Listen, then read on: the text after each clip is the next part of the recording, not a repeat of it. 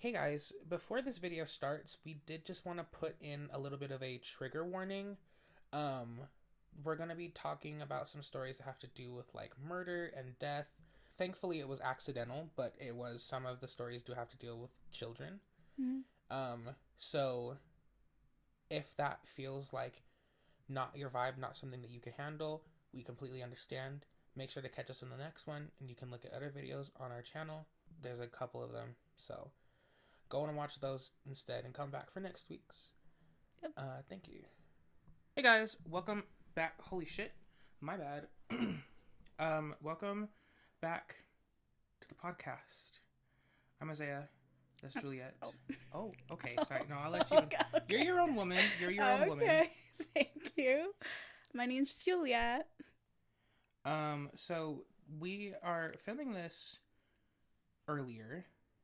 I'm bringing that up because today, I don't know if you saw on Twitter, is the 10-year anniversary of Pure Heroin by Lorde. 10 years? Yeah. 10 years? Yeah. You start rocking back and forth. You start shaking. Yeah. We were 11. I just remember when that song came, when Royals came out, that was the song that we like declared was our family song. I don't know if you've done that before. Like, this song represents our family. And for some reason, ours was Gold Teeth Grey Goose tripping in the bathroom. Mm-hmm. So, but this episode is supposed to be coming out on Friday the 13th. Mm-hmm. So, we wanted to do some spooky, Dookie, cookie pookie, megalomookie shit. Yeah. So, we have three different, like, I don't know if you could call it true crime, but they're just like horror-esque stories that like have happened in Utah that we've taken an interest in. Yeah. So this is mostly gonna be like, I'm gonna be reading shit and then we'll discuss it. Yeah. Because only one of us is literate in English. So And, yeah. I was an ESL kid. That's what he's trying to tell you. and she uses the word was loosely. Very loosely. Everyone's like, he's like fucking racist. Can you imagine? So the first story that we're going to be talking about is a fucking doozy. Yeah. So it's a crazy story. And I feel like it's only like a story that it's only like it's very local Yeah, to like- like the yeah. communities that we live in. It's not like the greater state of Utah, or even like it wasn't like national news. yeah. It So- was like if you were there you knew about it. If you get it, you get it, and if you don't, you don't. Yeah. So it all started with a quaint little taqueria named Tacos Mi Caramelo. Yeah. We We went there multiple times. multiple times because the food was bomb. Dude, those quesadillas were fucking fire. Like birria tacos, bomb. Mhm. The quesadillas too. You're right. They were delicious. I think that's the only thing I ever got, but like, that's because it was all I ever fucking needed. They Yeah. were like pretty big, and they were so fucking good. Mhm. It was like very stressful, especially for someone who has like social anxiety. That's why I always ordered for this bitch, and she always paid for our food, because you couldn't just like, it wasn't like a traditional like fast food restaurant or even like restaurant. You walked up to the counter, screamed what you wanted, what Yeah. you wanted on it, Yeah. and then the rest was in God's hands. Yeah. So it really was like very, and it was like very fucking like fast. Yeah. And the lines were long. Like it was like Tacos Mi Caramelo was like they had so much people coming in. They had Mhm. lines. Now it's like I keep saying like sorry. That's okay. Now it keeps getting bought and like sold and bought because they can't keep it running.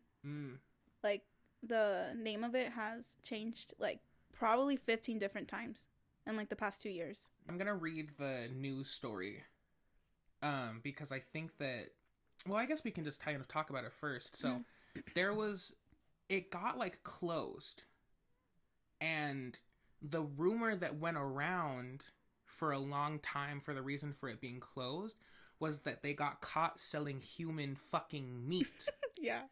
And I was like, that's crazy. Because I only ate meat there. So, yeah, I don't know what the fuck else. There's no other way to explain it. It's just like human meat. I shopped there. Oh my god, my stomach is going to eject itself. Yeah. Because of what the hell? Yeah. That's not the official story. That's just kind of like. But that was like the big rumor. Mm-hmm. Everyone was terrified. Yeah. This also happened like in 2021. Yeah, and like. So it was just like thing after thing after thing, and then like this. To give you like an example, this is like the real story. And I feel like that's kind of going to be a theme for like most of the stories that we talk about today. It's going to be like, oh, there's like a little bit of like an urban legend aspect to it. Mm-hmm. There's going to be, and then there's going to be like the true like story about it. So the title of this article is Restaurant Owner and Her Son Among 3 More Arrested in Kidnapping, Killing of a Woman. I'm not going to say the city because it doesn't matter. The owner of a Mexican restaurant and 2 other people have been arrested in connection with the kidnapping and killing of a woman whose body has not been found. And that's where that's where that rumor started. Where because she cut it up and cooked it into the fucking quesadillas con todo that we ordered. Yeah. Also, I don't know if like that body ever got found. Yeah, I don't know. Till this day. Nothing like after that happened, nothing else like was really said. A mother and her son were arrested Tuesday for investigation of murder, obstruction of justice, and kidnapping. The arrests came as police detectives served 4 search warrants to investigate the death of 25. Police say was forcibly taken from her home at gunpoint or at knife point. They don't know. On February 23rd, the whole thing was there was like security camera footage, if I'm not mistaken, of them like going to her house. It was like very fuzzy. Mm-hmm. So they couldn't specifically like identify. And I think that one of them had a connection to her like through a relationship. And if it wasn't like a relationship thing, I think it was like Wasn't it like her husband? I don't remember because I think it was like a gang type, like not like an official gang connection, mm-hmm. but it was like a gang mentality type of connection where it was, they were doing it because of like, someone was like, oh, that bitch has got to go. And everyone was like, okay, what do we got to do? Mm-hmm. And it was,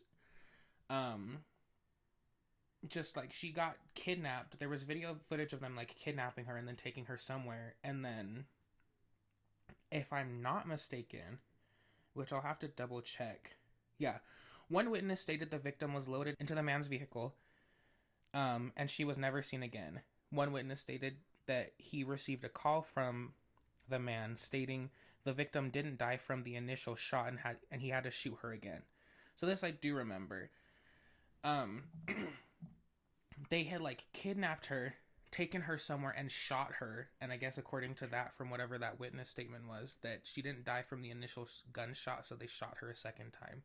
Very brutal, mm-hmm. scary stuff. And then just evidence led back to those 3 being involved in it, and they were arrested and charged, or at least I don't know if anything like, I don't know if they were convicted, because I know that this article doesn't say whether or not they were convicted. It just talks about the charges being brought against them.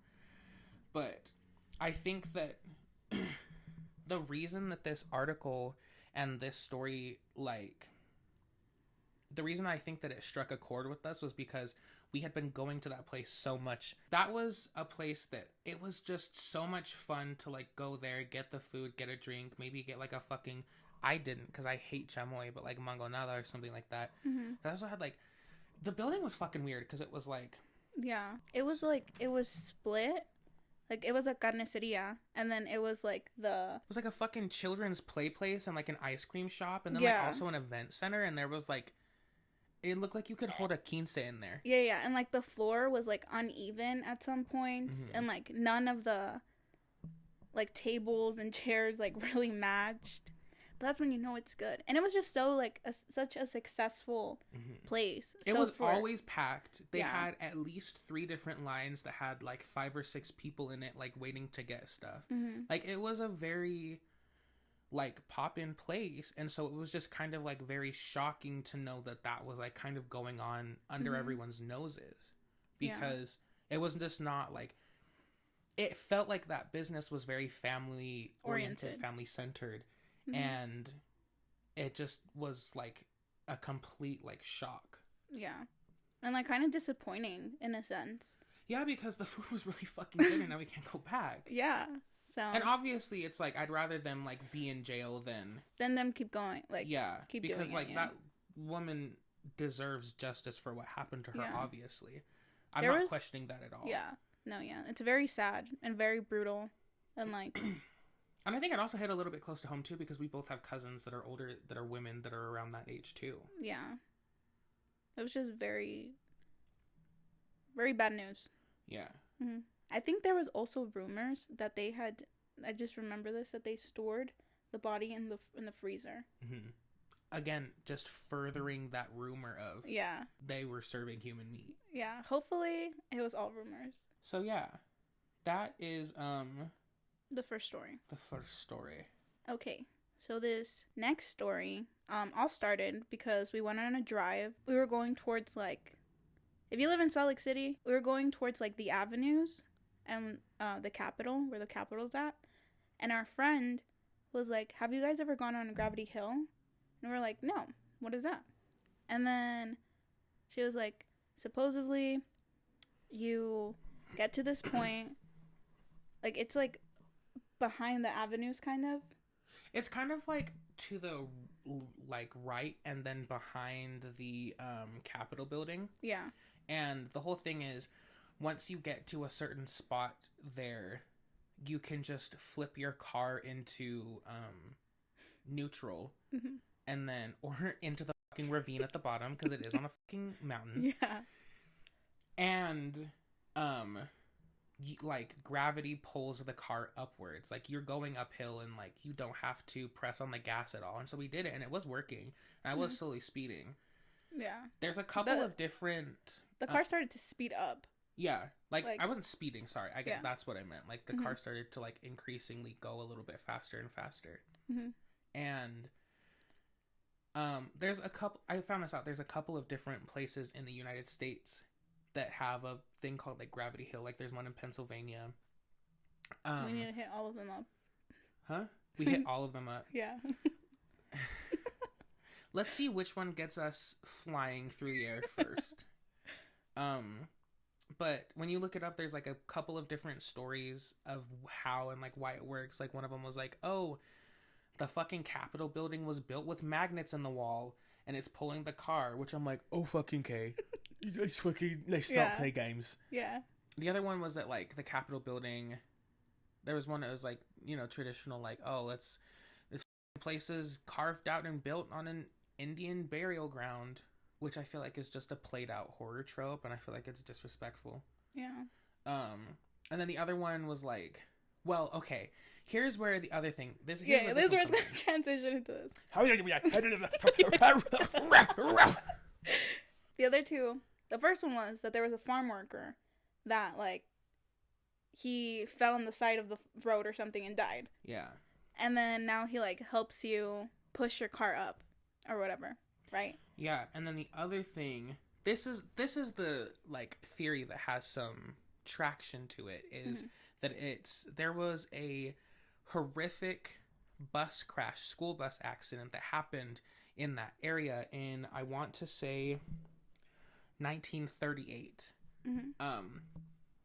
And so the theory is from that thing that it's little kids, some of the kids that were on the bus pushing your car, and people have claimed to see little kids' handprints on the back of their car. The truth behind that story is actually like very, very, very sad. It's actually just like an optical illusion. Because of how the landscape is carved and like shaped, it looks like you're going uphill, up, but it's actually just going down. So the reason you're speeding up is not because ghosts are shoving your fucking car. It's because you are going down. So I'll read some of this because it can get, it's It's a very long article. Well, this one is like a little bit shorter. Oh, okay. I found a condensed version of it. Yeah. There was an article like that Isaiah read to me through like FaceTime that was the longest thing. My fucking God. But it was good. It was like... And obviously not to be insensitive to any of the survivors, because there wasn't that many. Some of these things are like uncomfortable to talk about as well. Like there's a lot of death and... It got crazy. Yeah. So like sometimes we're nervously laughing. It's not like... I'm not laughing at the situation. I'm laughing because I don't know how else to process it. That's why I make so many dead mom jokes. Also, I don't know if it'll say it, but keep in mind that at the time, this was the deadliest bus crash in American history, and it genuinely did push for a lot of reform and change in like the way that school bus shit was like conducted. Like it did change the course of how Americans treated school buses. Yeah, as well as like railroad safety as well. Yeah. On Thursday, December 1st, 1938, a yellow school bus lumbered down a narrow county road en route to Jordan High School. Sorry, I don't know how to say his last name. I'm just going to call him Farrold. Had driven the Bluffdale and Riverton route for the past 3 years. The 29-year-old driver had memorized the names and addresses of all the children who rode his bus. That is so sweet. I know. It's so sad. Wait till you find out how the rest of the story goes. The 29-year-old driver had memorized the names and addresses of all the children who rode his bus. The roads that morning were slippery and covered with a light dusting of snow. A low fog hung near the open bodies of water and depressions on the ground. Delayed for over 1 hour, the Flying U, a Denver and Rio Grande Western freight train with 51 cars, was northbound and was trying to make up for lost time. Farrold had crossed the rural railroad tracks several hundred times in the past 3 years. He knew the train schedules. He had never seen any trains on this crossing at this time of day. Farrold failed to see the Flying U until the bus was already on the tracks. So basically what happened was, while Farrold was literally about to pick up another student, the house of the next student was, I want to say a good 30 yards away from this railroad crossing. Mm-hmm. The accounts of the story are so different just because so much happened in such a quick amount of time. So basically, at that time, buses did not have defrosters in them, and they didn't really have that much heating. So the only place where there was defrosters was on the front of the bus, where the driver could see through it. There wasn't any on the doors or anything. And like the article said, it was a very cold morning, and there was a low fog to the ground in a lot of places. And also all the windows were shut. All the windows were shut. And fogged up. And the train was going a little bit faster, I guess, to try to make up for time. As the article said, he had memorized these the train schedules. So he had no reason to think that the train was going to be late for any reason at all. And he couldn't see the bus. The train could not see the bus until it was going to be way too late. Every account from people on the train says that they tried honking the train horn and had pulled the emergency brake to try to slow down. But it was too late. Well, also, that was the weird thing about the story was, and they had logged that they had tried to stop because someone had to keep track of shit on the train the entire time. But none of the survivors on the bus heard the train. Yeah. So there's no way that nobody could hear the train. And it wasn't a school bus today where people are talking and screaming and throwing shit or whatever. It was really calm. In the initial article that we read before this one, it was pretty calm, pretty quiet. Nobody was singing, nothing. There was no sound coming from inside the bus that would have prevented them from hearing the train horn. Which I feel that maybe it's just shock, you know, that you don't hear it and then it just happens, you know? Yeah. So there was 38 students plus the bus driver on the bus. The driver and 25 children ultimately died from the accident.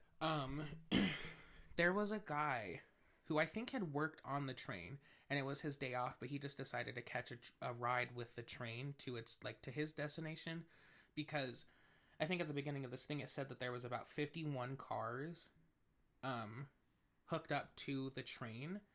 Of those 58 cars, I think only 3 of them actually had anything inside of them.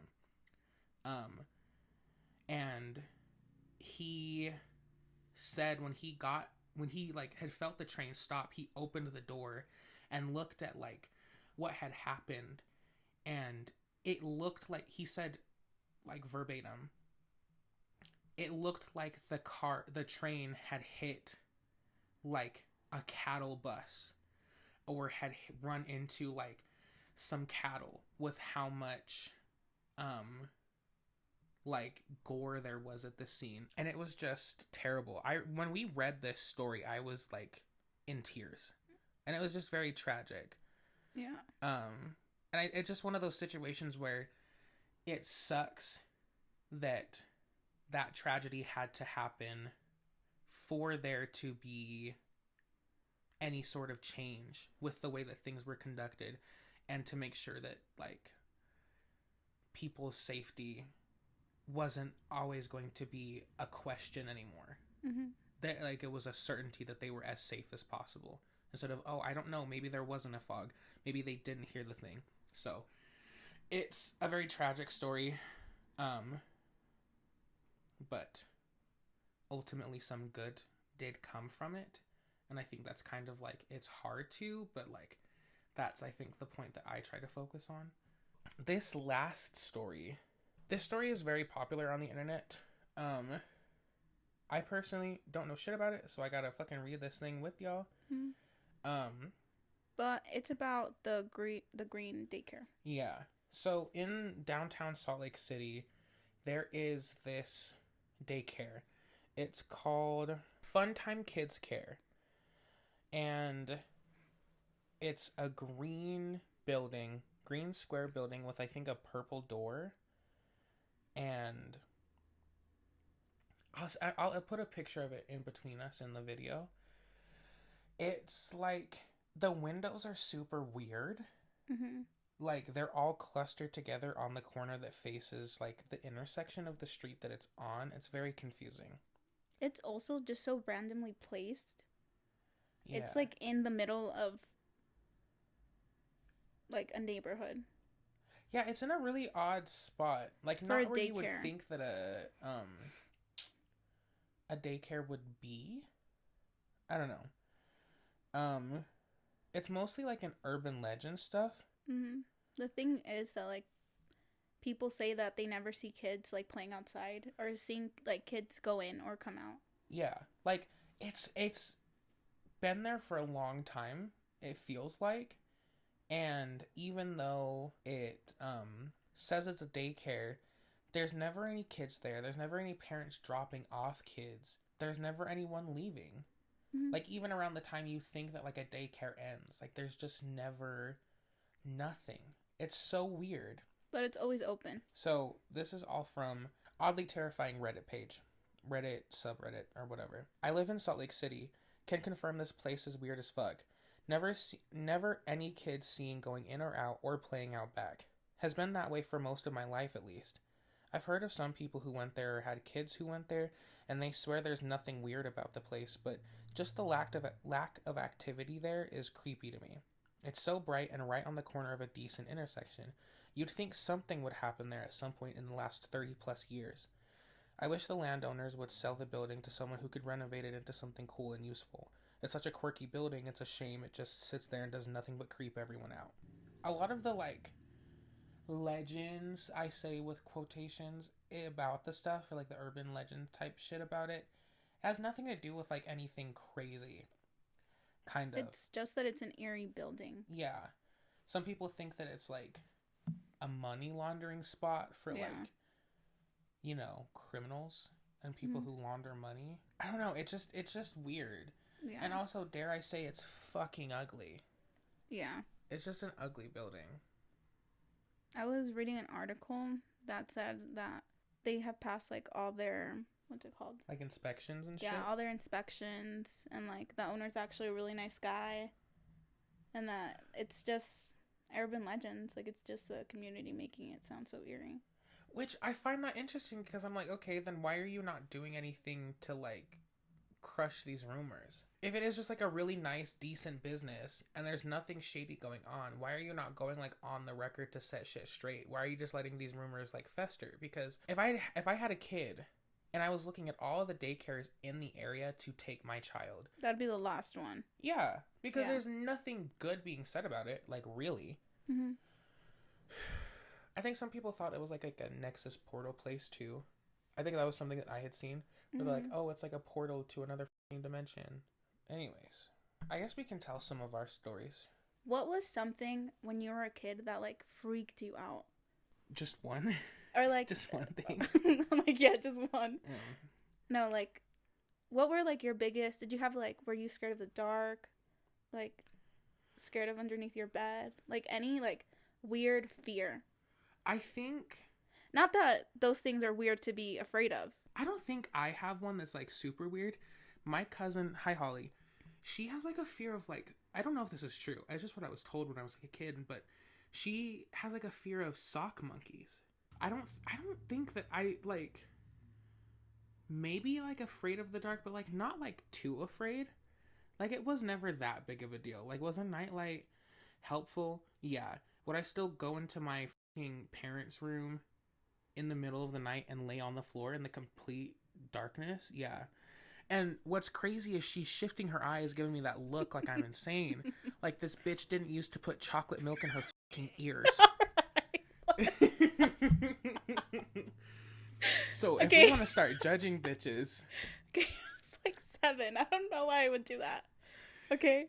I used to live like with, like, does this need a backstory to this? No, it doesn't. Okay, anyways. I used to live in like these apartments, and I'm literally just actively listening. I'm sorry. Okay.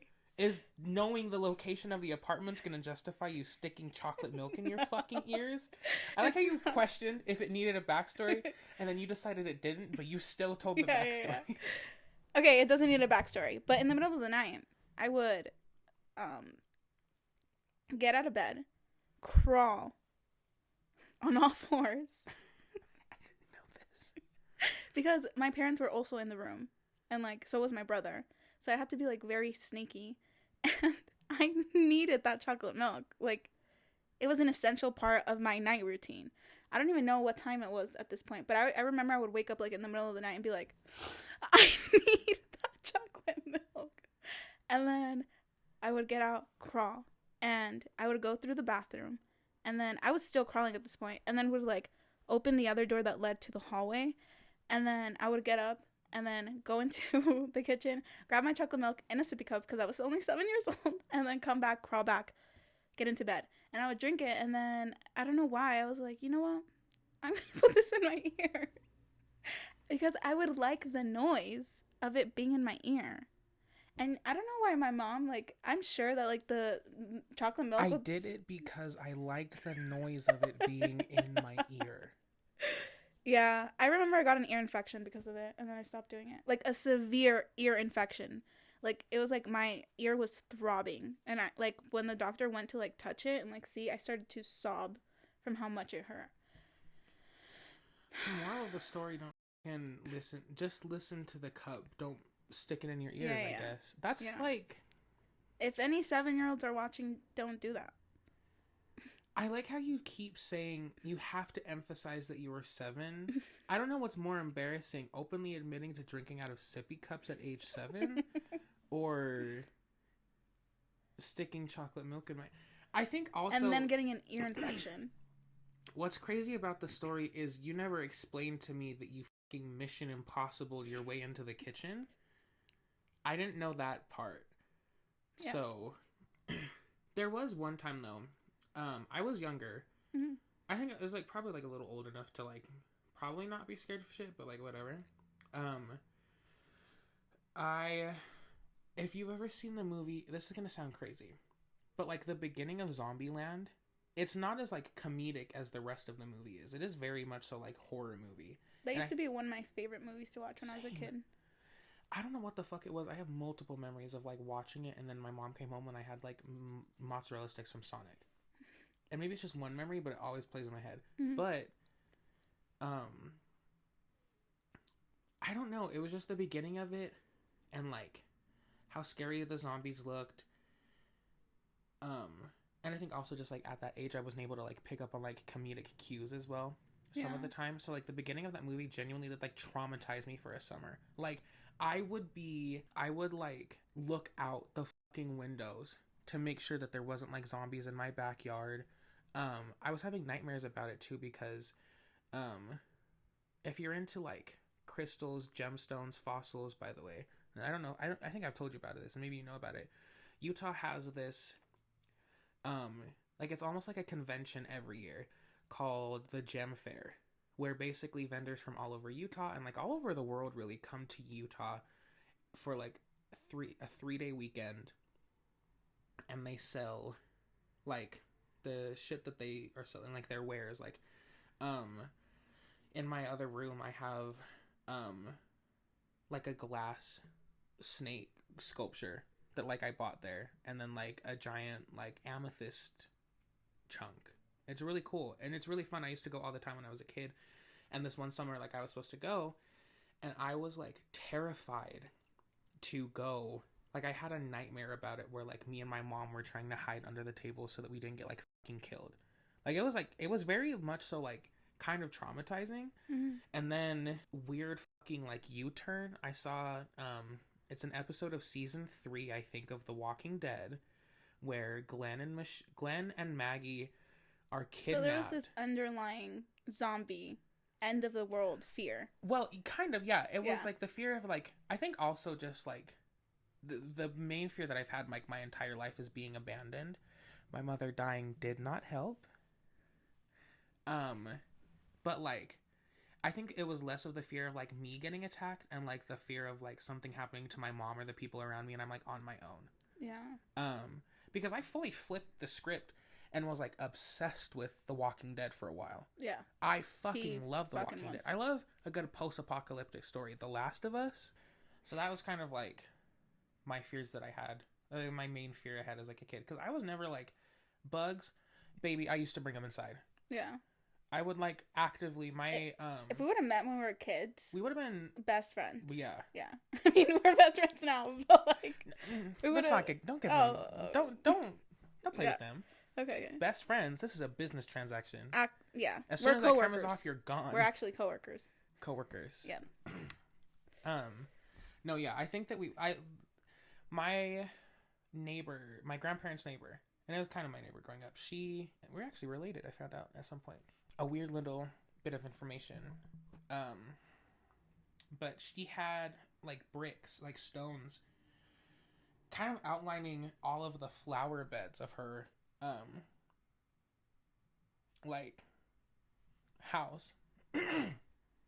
And sometimes when I was just bored, sometimes when I was just on my way to my grandparents' house from school, I would go to them and I would lift them up and just see what bugs were crawling around underneath. Yeah. And it's just, I did that all the time. Like I wasn't scared of bugs. I wasn't really scared of bugs either. If they're like flying at my fucking face, then like, yeah, but like, I don't know. I feel like I was a very like carefree kid. Yeah, like built different. Just built different. Yeah. I was also like, I've always been so smart. I don't know. I think that because I would study shit so much as a child and like read so much about stuff, because I did read a lot of like fantasy books as a kid. What kid fucking doesn't? But I also did read a lot of like books about animals and insects and just like the world, like history. Mm-hmm. And I think that because I had so much of that knowledge from such a young age, that any like irrational fears I had, I didn't actually have any, because I just knew how to separate like logic from emotion. You know what I mean? Which I still do now. I will say though, it wasn't until like I moved into this house that like paranormal shit started happening. I've never been scared of ghosts. I'm still not now. Yeah. I feel like now, from when I was like a kid, because I was surrounded with a lot of, I feel like, paranormal activity. Yeah. Now I'm like, it's just energy. Yeah, and it's like you have to figure out how to work with the, I feel like so much can be said about it, whatever, because I feel like it's kind of tied to like environment as well, and I mean like nature and whatever. Like you just have to work with things instead of against things, because that's when shit doesn't go your way. Yeah. Let's like do one that's a little bit, again, Friday the 13th. Happy Friday the 13th. What's the scariest movie you've ever seen? Well, the scariest, okay, I remember, I never talked about my irrational fear. Oh, so sorry. No, it's okay. There was one time where I was living like in this was in Arizona, and I was living in a 1-bedroom apartment with my mom and my brother. And my mom like worked a lot of the time, so it was just like me and Julio like alone all the time. And I had the biggest irrational fear of the bathroom. Like, it just gave me such, also it wasn't the safest neighborhood. Like, it was a pretty shitty apartment, like, and the back door wouldn't close, it wouldn't lock. And it was just like, I had to have Julio like come to the bathroom with me whenever I was brushing my teeth. And like when I would be like in the bathroom, like I would literally be like, and I was just so scared of, there was a closet that was behind the sink, like the mirror, and I would just be so scared that shit would open up and like someone would take me. It was just a very, I don't know why. Yeah, I don't know either. Also, for all you bitches on TikTok out there, I'll do you one better. I don't care if you brush your teeth before or after breakfast. Do you brush your teeth with the lights on or off? Because one of us brushes them in the fucking complete darkness. And that one of us is not the one speaking right now. Let us know. Comment down below. Okay, I don't know why. I think I've always done it too. And maybe it goes back to that fear. Oh, because like if the light's off, then you won't see if someone's going to grab you. Yeah, I don't know. But yeah, and I feel like I've always had like weird, like what the house you met me at, I hated the hallway. I hated being in the hallway. And no, it was kind of a dark hallway. Also, yeah. Didn't someone get murdered outside? Oh yeah. Oh, you scared me. Sorry. LOL. Okay, this is a little quick story because it also has to do with Utah, and I'm sure it was just like a very small. Nobody talked about it. Like, I used to live like in this neighborhood, and it was like a nice neighborhood, and there was like despite it being a nice neighborhood, it was like they had a severe rat problem. Like, and also a little. Oh, that's her bitch, fucking fear, bitch. That is my fear. The way we just both clicked, holy shit. When you share two brain cells, it's fucking crazy when they match. I hate rats. I hate mice. I hate, like, anything that reminds me of, like, even hamsters. Like, I can look at hamsters and I'm like, oh, they're cute. But, like, if you're like, do you want to hold it? I'm going to be like, fuck no. I used to literally scratch the wall to freak the fuck out of her because you're an asshole. Yeah. It just gave me joy. But, yeah. We can talk. Yeah. That's an irrational fear too, I guess. And I'm trying to be better about it because I'm like, they're not out to get you. You know, they're not. Imagine Ratatouille, but instead of like a chef, it's just like, oh my gosh, a fucking soldier with like the fucking nuclear codes. Also, the place I work at, which we won't say what place it is. Oh, but was there a little Ratatouille There was problem? A little Ratatouille problem too, and one of the we were trying to kill it. Like, we were trying to find that shit, and they had us like rip that fucking restaurant apart and clean like everything. Like it started to become part of our like side work alongside with our side work. So it was like crazy. And a guest found the rat. I do remember you telling me this. Yeah. Because I fully would have been like, hey, I just need to let you know that this meal is going to be free. Yeah. Because I just for the rest of my life. And yeah, they called like HR and it was a whole deal. Because that's fucking disgusting. Yeah. Like, but also it was like during the middle of summer and it's like, we clean that shit all the time. It's just like, we were going to talk about the lady that got shot in my neighborhood. Oh, bitch. Yeah, it just turned into talking about rats. Sorry. So, if you did not know, if we didn't make it clear in the first episode, which I think I did, I'm just gonna... That we both have low-key ADHD. Bitch. Yeah, so very weird things would happen in that neighborhood. But the most horrific one was that in the middle of the night, I didn't hear it, but my mom did. She didn't hear the shot, like the gunshot, but she did hear the lady screaming. And she just thought it was like the neighborhood. And then she also saw that there was like police already. So it was like, what can she do? What's she gonna do? Yeah.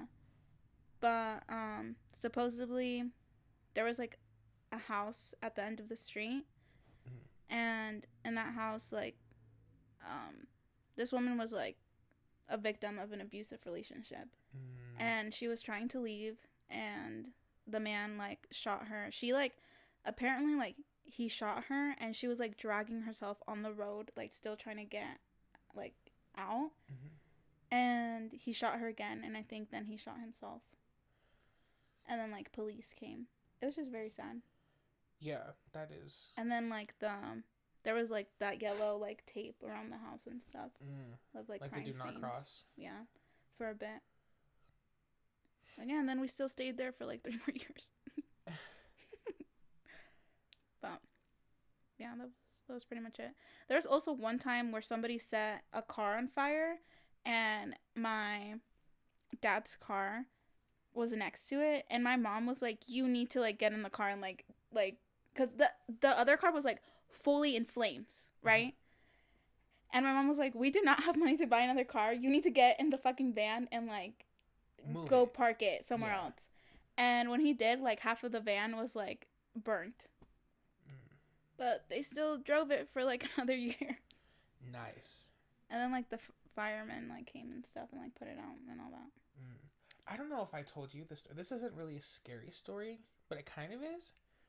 My cousin, who I'm not gonna name, was a wannabe gangbanging thug.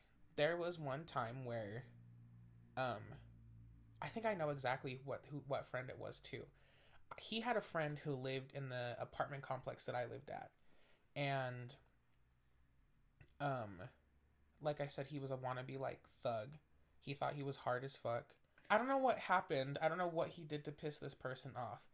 But we had hung out with his friend at one time. We went swimming at the pool. Because, like, my apartment was literally right across from the pool. Like, right outside my door.